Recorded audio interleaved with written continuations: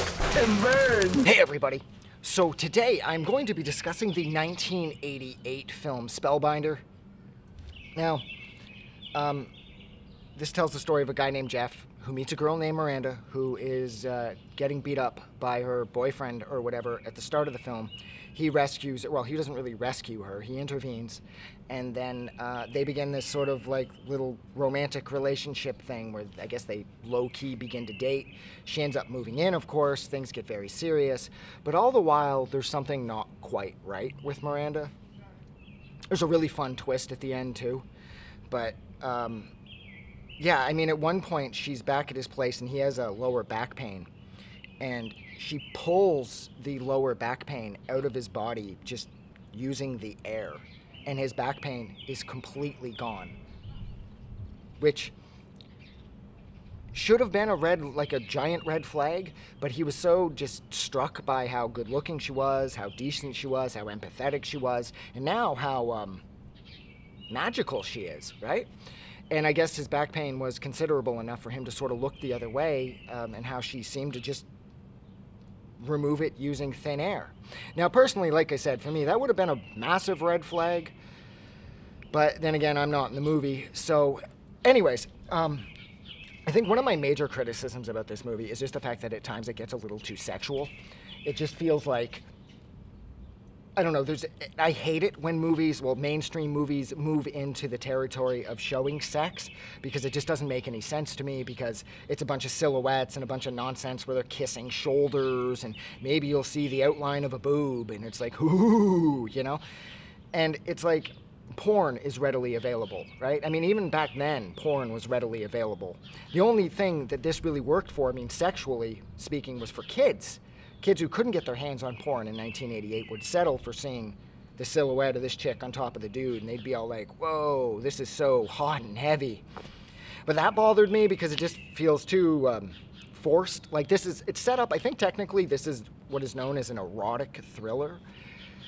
A little light on the eroticism, but at the same time, I don't know why it needs to be there at all.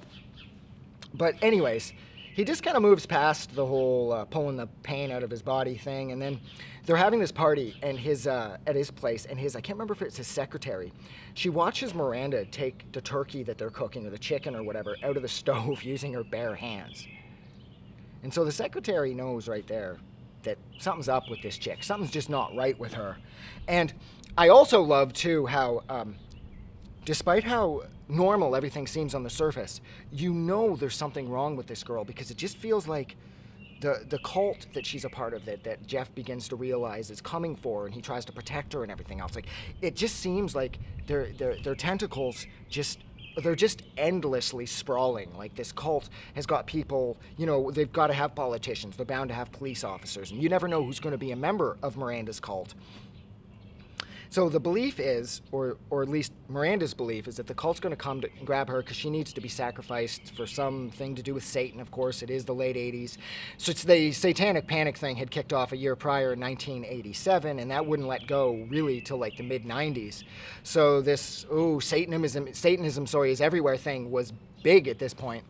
And so she's going to be sacrificed, so he has to protect her, and he ends up dropping her off at this one, Jeff's a lawyer, and he drops her off at this one client's house that he helped dodge a criminal conviction for something to do with weapons, because this guy's like a gun nut, and he's like one of those military types, like living out in the middle of nowhere in some compound. So he plants her with him thinking she'll be safe, and of course she isn't.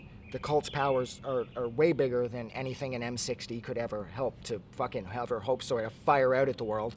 So his little compound is decimated and there's nothing left. And Jeff and Miranda end up, the cult ends up coming for them too, and she makes this circle assault where they'll be safe inside of. And then it's discovered that as the movie progresses, oh yeah, that's right, when he goes into the little satanic house, where like the cult house, where the little satanic cult does their things, there's this Satan ninja in there.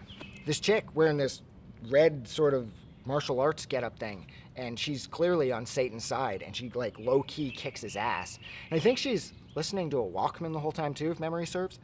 So yeah, this movie, it's dumb, but it does have a a lot of that Saturday afternoon movie quality to it, like much in the same way that like a Friday the 13th or a Nightmare on Elm Street does. They're dumb. This is dumb, but it's fun and it's compelling enough to keep you around until the end. And then when the end hits, the twist is great. And I'm not going to spoil it here, but Jeff is fucked, basically. Jeff has been fucked right from the jump. Because then what happens is the end comes and goes, and then Miranda just starts the cycle over again with somebody new. And it was really cool. It was a really fun way to end a cool movie, a really flawed movie, especially when you toss in the eroticism angles to it. It's a little too on the nose and kind of like, like gag me with a spoon. Oh my God, there's a saying that would have been relevant in 1988. Gag me with a spoon. So yeah, this movie's fun. It's cool. It's not perfect.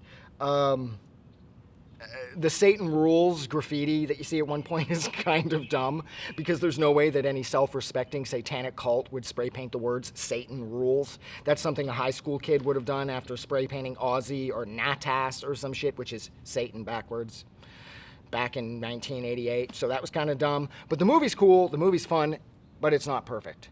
Don't expect perfection from this, but the twist at the end is so worth it. And I think actually that's where I'm going to leave it.